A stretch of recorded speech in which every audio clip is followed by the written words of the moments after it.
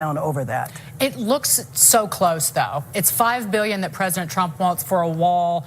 Chuck Schumer, the senator, has said $1.6 billion for border security. It looks like you're so close on dollar amounts and quibbling over semantics.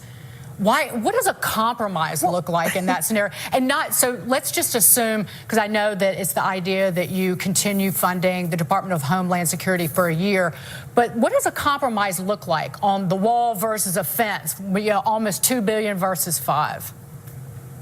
Well, again, there is money in the bill, so it should go ahead and pass. But, $4 billion is nothing to quibble about. That's a great deal of money. And by the way, there is a new president in Mexico. So originally, when the president was talking about the wall, he did say that Mexico was going to fund it. So maybe one thing that could happen is maybe he could open up negotiations with the new president of Mexico and say, how about kicking in that extra $4 billion that we need?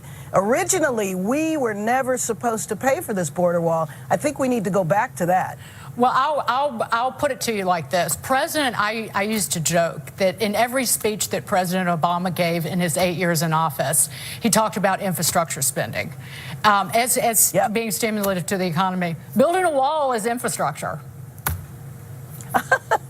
The type of infrastructure that we need in this country, we need to repair our roads, our bridges, our airports, our ports. That's the type of infrastructure that, frankly, would create jobs all around the country. I don't think a border wall is exactly the type of infrastructure that is going to help the U.S. economy. We have bridges that have fallen. That's where we need to focus infrastructure funding on.